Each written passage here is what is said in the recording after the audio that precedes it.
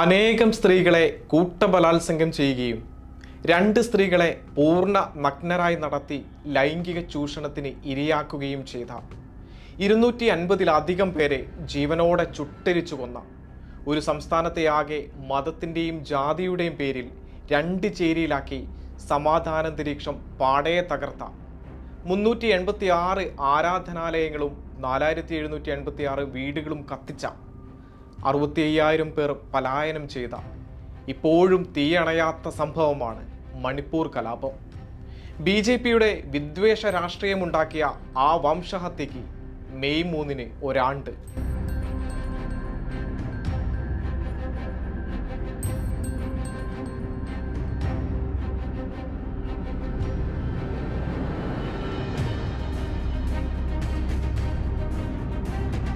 മണിപ്പൂരിലെ ഭൂരിപക്ഷമായ ജാതീയമായി ഉയർന്ന മെയ്ത്തികളെ പട്ടികവർഗത്തിൽ ഉൾപ്പെടുത്തണമെന്ന രാഷ്ട്രീയമായ നീക്കത്തിന് വിത്തുപാകിയത് സംഘപരിവാറാണ്. ഈ വിഷയം പരിഗണിക്കണമെന്ന് മണിപ്പൂർ ഹൈക്കോടതി വിധി പുറപ്പെടുവിച്ചു. പിന്നാലെ 2023 മെയ് 3-നാണ് കലാപം പൊട്ടിപ്പുറപ്പെട്ടത്. മണിപ്പൂരിലെ ക്രൈസ്തവരെ ഇല്ലായ്മ ചെയ്യാനുള്ള BJP നീക്കത്തിനായി പ്രവർത്തിച്ചതിൽ മേത്തി ലിപ്പൂൺ, ആരാംപായ്, തെങ്കോൽ എന്നീ തീവ്ര സംഘടനകൾക്ക് വലിയ പങ്കുണ്ട്. കുക്കികളെയും ക്രൈസ്തവരെയും വംശഹത്യ നടത്താൻ ഇവർ വഹിച്ച പങ്ക് വലുതാണ്. അതിനായി ബിരേൻ സിംഗിൻ്റെ നേതൃത്വത്തിലുള്ള BJP സർക്കാരും മോദിയുടെ കേന്ദ്ര സർക്കാരും മൗനസമ്മതം നൽകി. ആ സംസ്ഥാനത്തിൻ്റെ മുഖ്യമന്ത്രി ബിരേൻ സിംഗിൻ്റെ തീവ്ര മേത്തി മുഖം പുറത്തുവന്ന സന്ദർഭം കൂടിയായിരുന്നു അത്.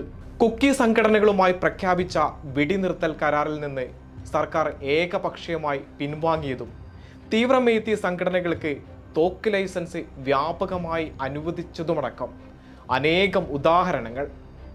തങ്ങൾ മേത്തികളുടെ മാത്രം മുഖ്യമന്ത്രിയും പ്രധാനമന്ത്രിയുമാണെന്ന് ബിരേൻ സിംഗും മോദിയും തെളിയിച്ചതോടെ മണിപ്പൂർ എന്ന സംസ്ഥാനം 2ആയി വിഭജിക്കപ്പെട്ടു.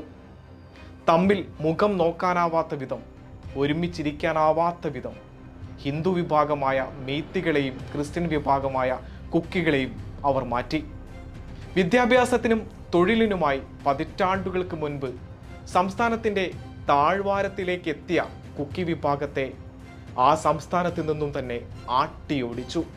ഇതുമൂലം സ്വന്തം വീടും ജോലിയും സ്വത്തുക്കളുമെല്ലാം നഷ്ടപ്പെട്ട് വിദ്യാഭ്യാസവും എന്തിന് വോട്ടവകാശം പോലും നിഷേധിക്കപ്പെടുന്ന ഒരു വിഭാഗമായി മണിപ്പൂർ ജനത മാറി. മണിപ്പൂർ വംശഹത്യയ്ക്ക് 1 വർഷം പൂർത്തിയാകുമ്പോഴും ഇപ്പോഴും കെട്ടടങ്ങിയിട്ടില്ല ആ സംസ്ഥാനത്തെ തീ. മണിപ്പൂർ ആളിക്കത്തിയപ്പോൾ മിണ്ടാതിരുന്ന മോദി വംശഹത്യ തുടരുന്ന 75-ാം ദിനത്തിലാണ് മുതലക്കണ്ണീരൊഴുക്കിയത്. ഗുജറാത്ത് വംശഹത്യയ്ക്ക് സമാനമായ ഒരു സംഭവത്തിന് ഊർജം പകർന്ന BJPയും നരേന്ദ്രമോദിയും ജനാധിപത്യ മതനിരപേക്ഷ ഇന്ത്യക്ക് അപമാനമാണ്. രാജ്യത്തിൻ്റെ സമാധാന അന്തരീക്ഷത്തിന്, മതസൗഹാർദ്ദത്തിന്, ജനാധിപത്യത്തിനും ഭരണഘടനാ മൂല്യങ്ങൾക്കും ഒരു ഗ്യാരണ്ടിയും നൽകാത്ത ഭരണാധികാരിയാണ് മോദി. ഈ തെരഞ്ഞെടുപ്പിലുടനീളവും വിദ്വേഷത്തിൻ്റെ, ഭിന്നിപ്പിൻ്റെ ആ രീതി മോദിയും BJPയും നന്നായി തുടരുന്നുണ്ട്. അതുകൊണ്ട് തന്നെയാണ് വെറുപ്പിൻ്റെ രാഷ്ട്രീയത്തിനെതിരായുള്ള വികാരം ജനാധിപത്യ ഇന്ത്യയിൽ ശക്തിപ്പെടുന്നത്.